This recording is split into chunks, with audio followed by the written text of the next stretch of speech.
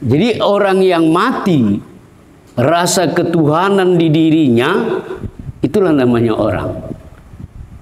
Dan itu di hadapan Allah, dia itu mati. Jadi kawan-kawan sekalian, jangan menganggap orang mati yang diumumkan di masjid innalillahi wa inna ilaihi raji'un itu saja pemahamannya. Tidak. Ketika mati rasa ketuhanan, tidak hidup di dirinya, tetap dia bermain adalah identitas, ego, keakuannya. Sesungguhnya dia itu mati. Kalau begitu kita mati berapa kali sehari? Jadi sudah saya tanya, berapa lama kita menjadi diri sejati dalam hidup ini? Sekarang berapa kali kita mati, berapa kali kita hidup?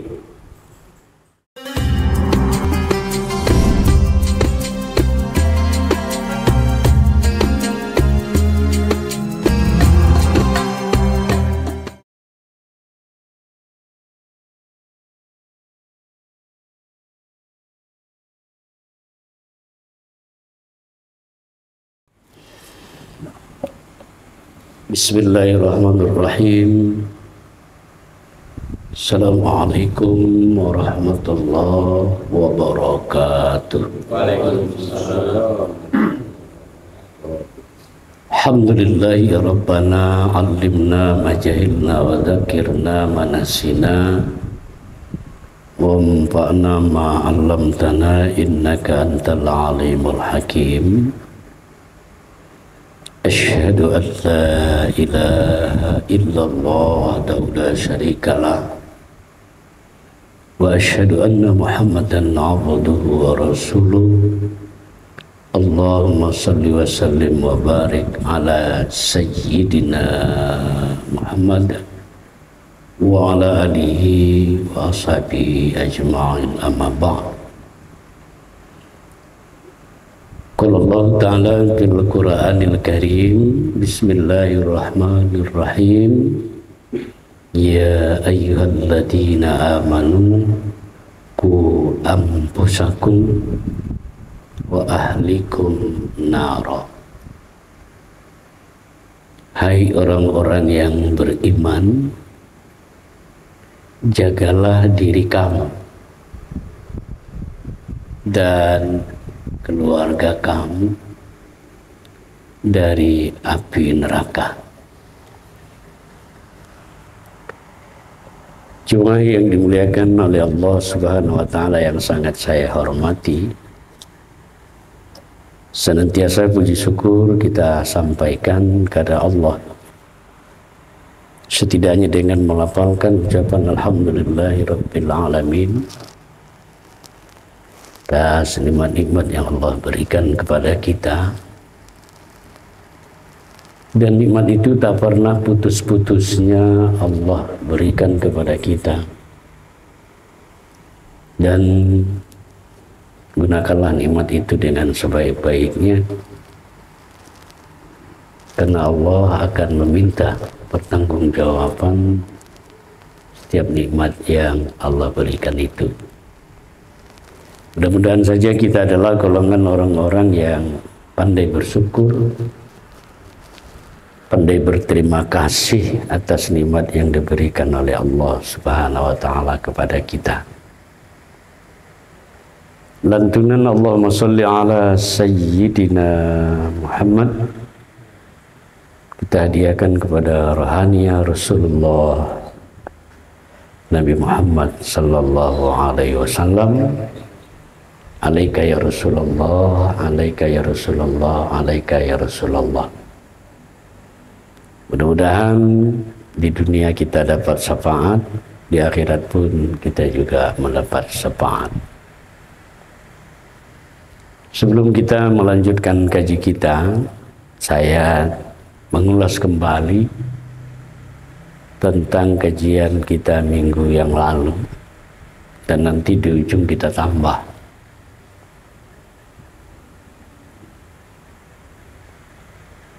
Kita awali kemarin itu materi diskusi kita dengan mengangkat sebuah pertanyaan.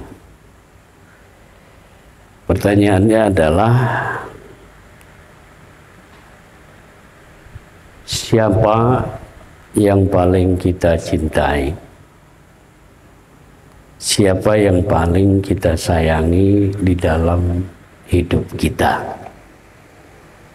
Pertanyaannya itu. Maka kemarin sudah kita jawab, 80% orang akan menjawab yang paling dia sayangi, yang paling dia cintai itu adalah orang yang berada di luar diri kita sendiri. Bisa saja jawaban itu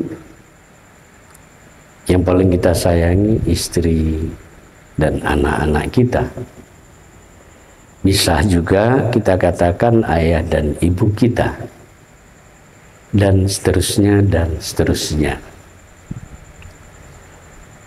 Jawaban itu menduduki persentase yang tertinggi sampai 80%. 20%-nya jawabannya adalah mencintai, menyayangi diri sendiri. Gitu ya. Terus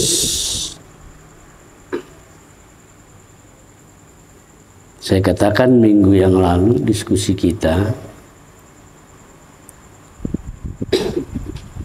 pernah mendengar, apakah itu seorang ayah atau seorang ibu mengatakan, biarlah aku susah, biarlah aku menderita, asal jangan anak-anakku yang susah ataupun anak-anakku menderita.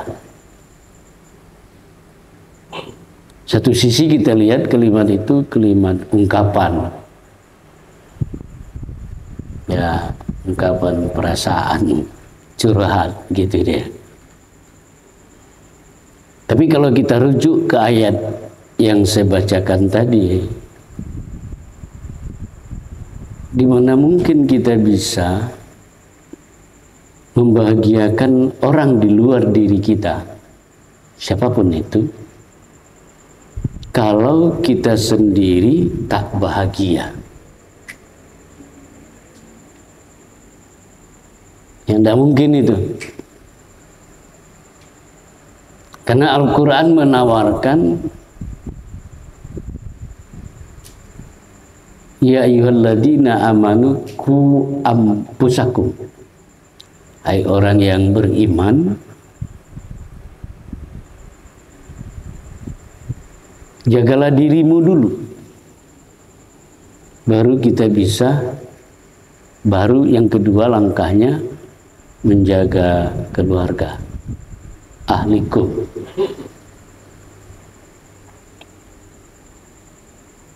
Nah, sampai sini kawan-kawan, saya hanya bangkitkan memori yang lalu ini supaya nanti nyambung.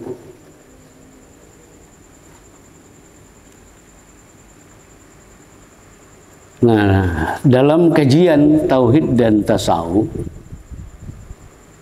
bahwa kita ini ada punya dua diri, dan bagi kita wajib untuk mengetahui dan mengenal dua hal ini.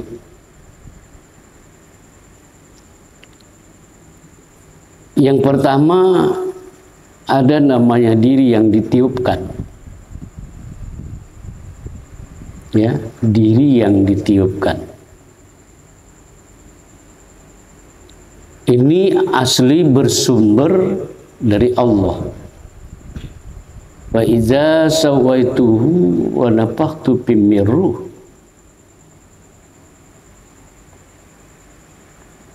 Itu ditiupkan Allah. Kalau melihat dari sejarah, itu yang ditiupkan ke dalam jasad Adam. Kita pun 3 bulan 10 hari bayi dalam kandungan itu juga ditiupkan. Yang ditiupkan ini kita sebut dengan istilah dengan diri sejati. Disebut juga dengan istilah diri sebenar-benar diri. Diri yang fitrah.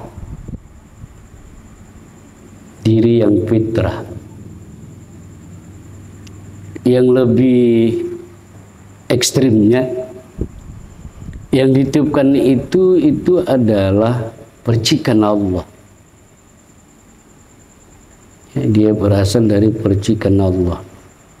Lebih ekstrim lagi kalau kita pahami, ya diri batin kita itu ruhullah.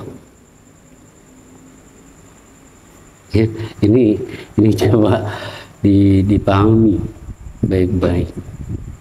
Dia bersumber dari Allah. Coba sadari dulu bahwa diri batin kita adalah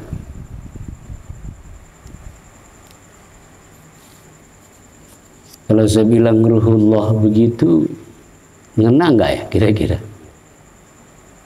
Ya nanti kita diskusikan itu ya. Saya melemparkan peluru saja dulu. Maka kita yang dalam majelis ini sumber kita adalah satu. Ya, sumber kita ini satu. Saya adalah tuan-tuan, tuan-tuan adalah saya. Itu teorinya. Teori tauhidnya menyatu, menjadi satu. Cuma dalam aplikasinya, dalam kehidupan kita, ini yang jauh dari yang kita harapkan. Prakteknya mana kita belum bisa merasakan bagaimana dirasakan saudara-saudara kita yang membutuhkan bantuan pertolongan kita. Terkadang itu terjadi ketika kita sedara, senasab. Jadi kita tidak mengutamakan persatuan dan kesatuan itu, gitu loh. Ya, ini ada nanti kaitannya dengan diri identitas.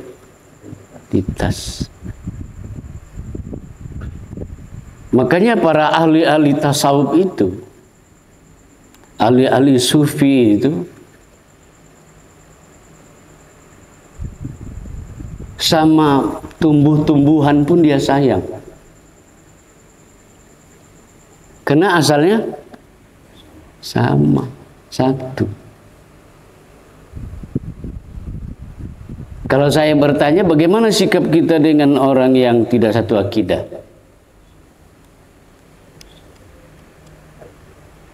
Kadang itu kan kita ngaji tauhid. Sama dengan kita sholat. Tapi sholat yang kita lakukan tak lebih hanya sholat ritual. Hanya sholat melepaskan kewajiban. Tidak membawa dampak seperti apa yang dikatakan Allah, as-salatu tanha 'anil fahsya wal munkar.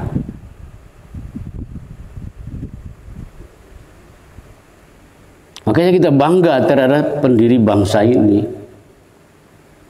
Ketika mencetuskan Pancasila, sila pertama adalah ketuhanan yang Maha Esa. Satu ya. Gak ada beda gitu. Yang berbeda itu nanti apanya? Identitas. Sehingga kita kadang-kadang merasa melihat orang beda agama itu kafir gitu ya. Kan suka kita gitu ya. Itu non muslim, kafir. Pertanyaannya, kafir itu sifat ya atau dirinya?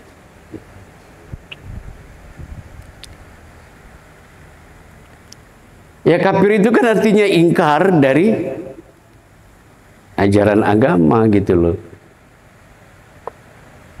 Lantas kalau ada orang Islam yang ingkar, ya katakanlah seumpama dia nggak mau sholat, kayak gitulah kira-kira ya. Itu kafir nggak itu? Sebaliknya ada orang yang non Islam, dia menghormati orang sholat, menghormati orang sedang puasa gitu. Tahu dia orang puasa dimatikannya rokoknya, ada minuman di rondokannya. Tapi sebaliknya orang yang Islam di siang puasa itu dia seperti itu kan.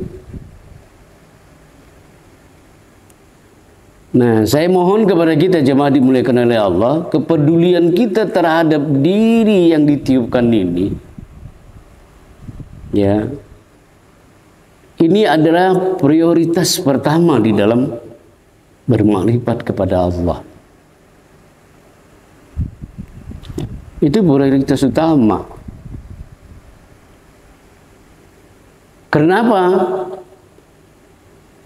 Kalau kita, saya katakan, masuk ke dalam masjid ada batas suci, itu artinya jangan, yang harus kita bawa maksud saya, yang harus kita bawa masuk ke dalam masjid yang katanya ada batas suci itu, yang kita bawa itu diri sejati, itu diri sebenar-benar diri. Tinggalkan diri identitas. Makanya seorang jenderal sekalipun, presiden sekalipun, kalau dia terlambat, dia harus di belakang. Dan jangan coba-coba jemaah dimuliakan oleh Allah dibawa diri identitas.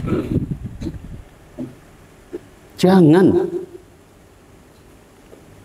Ya. Saya jelaskan dulu, ini ada kaitannya nanti kita melihat mana jiwa itu, mana gangguan itu terjadi, sehingga kita tidak pernah merasa sudah sampai kepada Allah. Tapi nanti di ujung, mungkin 10-15 menit yang akan datang. Itu diri batin kita. Saya ingin bertanya sebelum kita masuk diri identitas. Dari 12 jam, 24 jam, berapa jam ini kita pakai?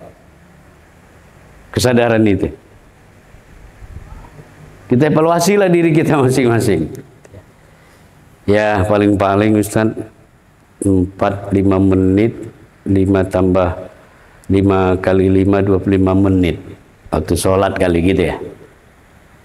Saya ingin katakan,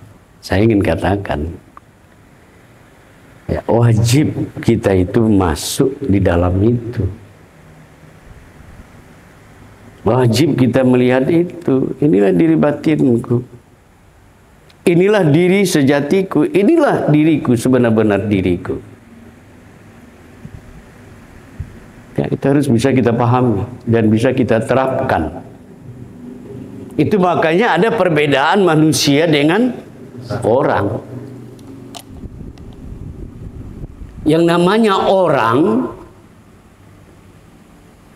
itu kan diri identitas. Apa definisinya dalam hal ini kaitan dengan kaji ini? Kalau orang itu dia tidak punya kesadaran kalau diri sejatinya adalah diri batin. Dia tetap menganggap dirinya yang ini gitu.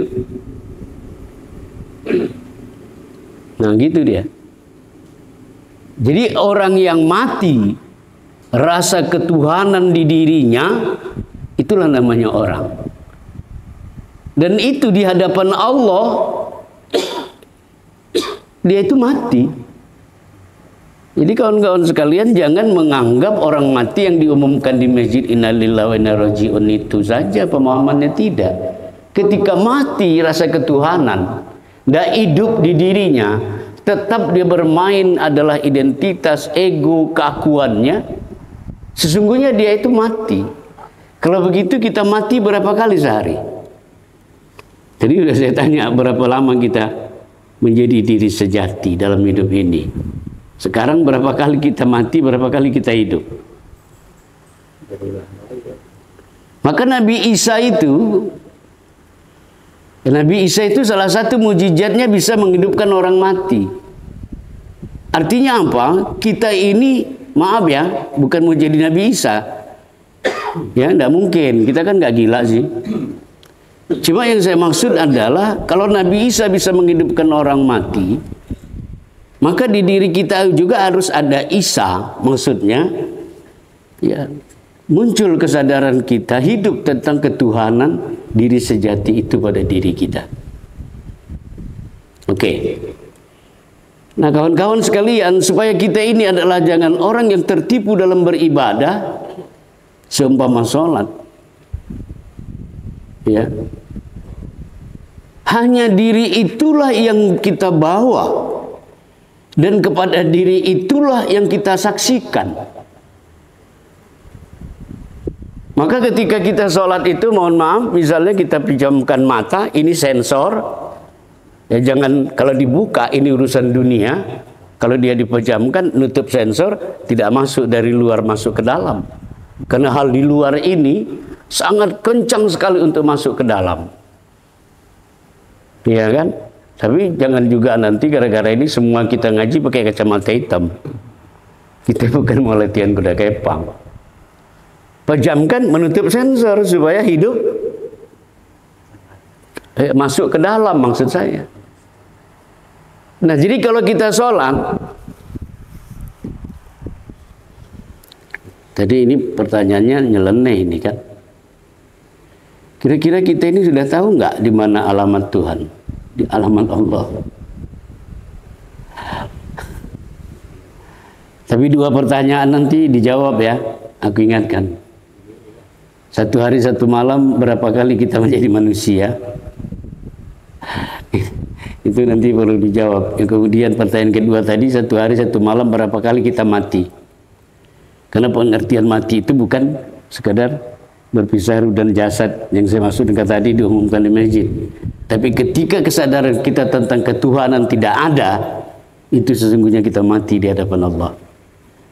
Kalau begitu, kalau istri kita nggak ada kaji ini, kita tiap malam tidur sama siapa? Vampir.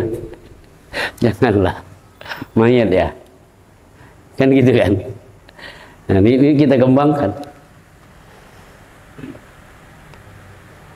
Nah, saya balik kembali kalimat tadi. Allah punya alamat enggak? Karena kalau kita enggak pakai alamat, kita kan bakal pulang ya. Innalillah inna ilaihi raji'un, bakal pulang. Kira-kira di kalimat innalillah wa inna ilaihi raji'un itu kita ada enggak di situ? Coba kita terjemahkan dulu. Yang terjemah biasa lah gitu. Innalillahi wa inna, sesungguhnya kita ini datang dari Allah gitu ya. Dan kembali kepada Allah. Ada kita di situ. Kaitkan dengan kajian ini. Hah? Ada lagi kita situ Pak ya. Yang datang dia, yang pulang dia, kita mana? Sesungguhnya kalau kita pahami baik-baik dalam keheningan, karena ngaji yang kayak gini ini penting keheningan ya kan. Karena kita main tidak pakai ini lagi. Tahu buah kuldi yang dimakan Adam itu di sini sumbernya. Makanya itu jiwa itu komponennya ada pikiran, ada perasaan, ada emosi. Ya kan? Inilah yang kita selama ini bilang setan itu. Nanti kita kaitkan ya. Nanti bentar lagi. 10 menit lagi. Allah kan sudah bilang kan, fa iza sa'alaka ibadi anni fa inni. Nah, ya Muhammad, kalau mereka bertanya tentang aku, katakan aku. Nah, kan ini alamat nih, tanda. Apalagi ayatnya?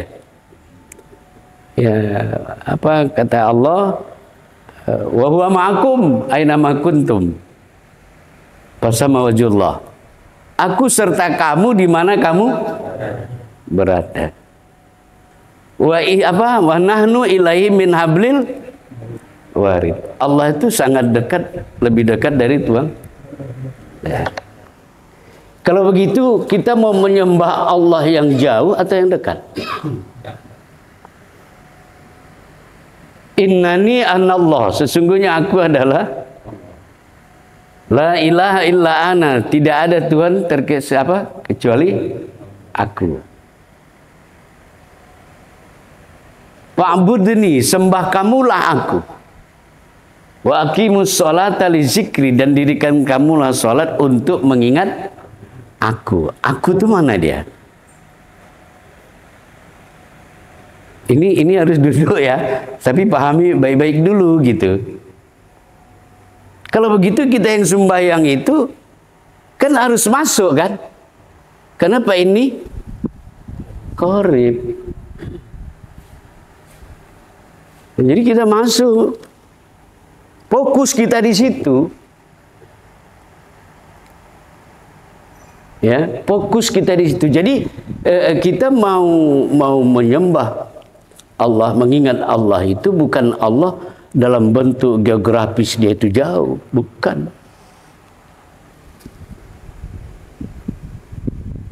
Nah, jadi yang ditiupkan itu. Mulai kita bertakbir itu, apalagi diawali dengan bismillah, atas nama Allah, begitu kita udah lihat, itu yang kita saksikan. Nah, dalam prakteknya, ketika kita memandang itu, berdiam kita di situ. Diam. Minggu yang lalu kan saya jabarkan. Begitu kita masuk di kedalaman itu, maka bicara pahala sama dengan orang yang pergi haji kan, perjalanan. Dari Medan, dari rumah ke Makkahul Mukarramah. Apa yang mereka cari di sana? Untuk berjumpa dengan Baitullah. Kita berpindah dari kesadaran keakuan, diri imajinasi, iya kan? Kita masuk pindah ke dalam, berdiam kita di situ, berhening kita di situ, bermuwajjah kita di situ. Diam. Ingat, perjalanannya itu gangguan banyak sekali. Banyak sekali gangguan. Kadang-kadang persoalan 2 bulan yang lalu muncul ya di situ. Iya. Itu pekerjaan siapa? Setan. Kalau kita makan cabai pedas, kita bilang itu ujian dari Allah.